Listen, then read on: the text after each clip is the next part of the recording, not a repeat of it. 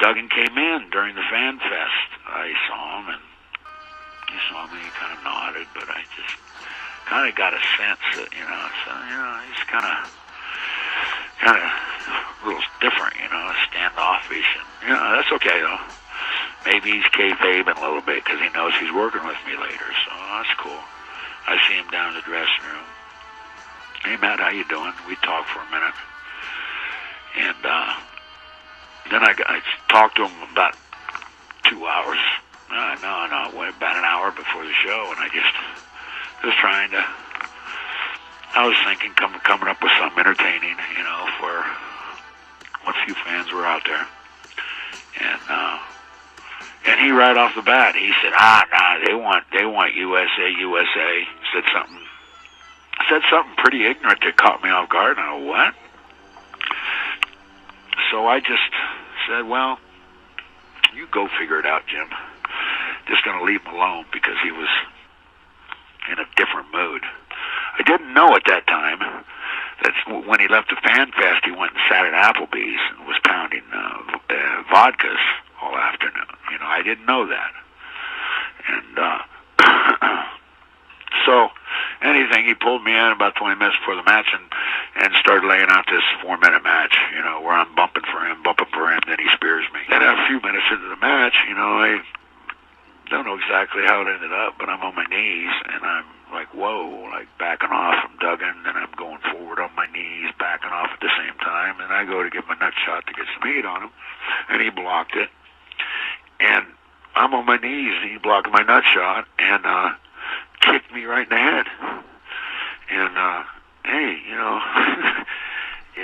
and then they're saying, well, he got the best of Bourne, sure, I didn't kick him in the head, he kicked me in the head. I'm on my knees, and I wasn't expecting it, but that's okay, that's what he did. And then he jumped on me, but he didn't hold me down, he didn't hurt me because he couldn't. So I come up and I said, come on, what do you want to do? You want to work or you want to roll? And he's standing there, and I still don't know he's drunk.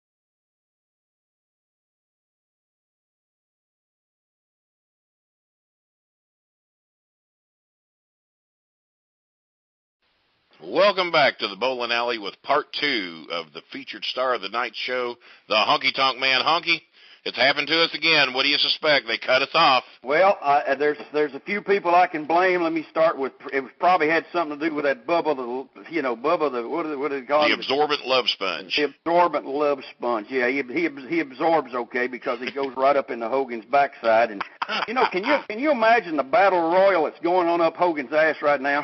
Well, give me the card members. Let me see if I can pick a winner. Well, you got Bubba up in there. That's a large hunk of chunk right there. I tell you what, there's not much room for anybody else. Of course, you got Eric Bischoff. Yep, and Bischoff's. You got to have Beefcake in there somewhere. Well. And you got to have, of course, Knobs. He's struggling to stay in, but is Knobs still around? He's pretty much been to the flush. I thought when you fired your friends got pissed at you and you went home and didn't speak to them anymore. How about that? I love those nasty boys, but they can. I mean, what is that old saying? They can fuck up a wet dream. Well, when you're, I'm a fat guy and I'm 50, and I got no business trying to put on a great wrestling match in the ring. If these guys were in the shape of the Honky Tonk Man or maybe some others that might be a year or two older than me, then okay, but good Lord. They haven't wrestled in 10 years. It's... and they're coming back trying to be main event on... Well, that's just a reflection of what's going on with that product. Mind you, the product is TNA. I just went to the restroom a few minutes ago, and I was sitting there doing my job, and when I finished, you always look back to make sure everything's going down the right absolutely. way. Absolutely. You got to check. And as I saw that stuff swirling going down through there, that's all I could think about was this TNA.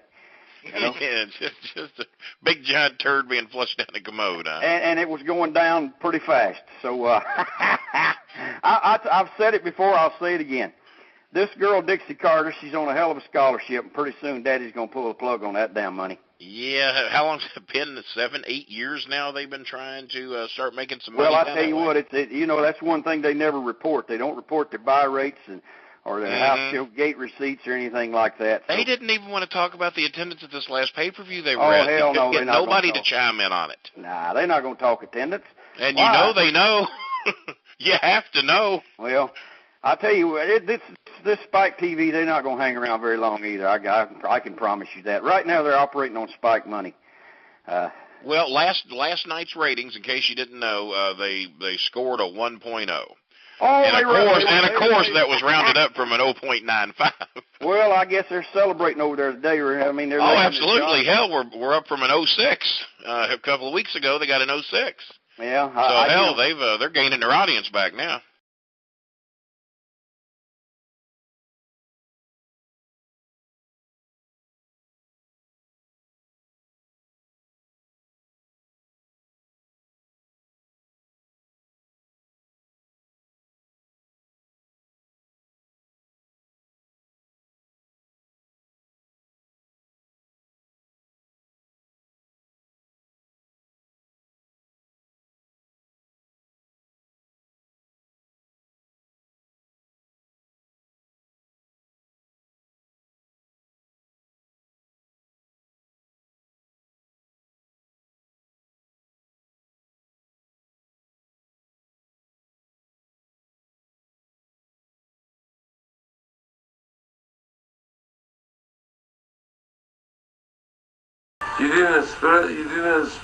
You didn't give me half an hour. Jack Roberts, you're no good motherfucker. And because, don't laugh at it, baby. And because I check your 8-ball Coke over the border in Edmonton, Canada, and Winnipeg, but after that, you check me in your room, you only just give me the little line of your Coke. Instead of you spend it to me half an hour. Jack Roberts, you're no good motherfucker. Arrest me, king, arrest me, sheik. Don't never ever do it again for that piece of shit.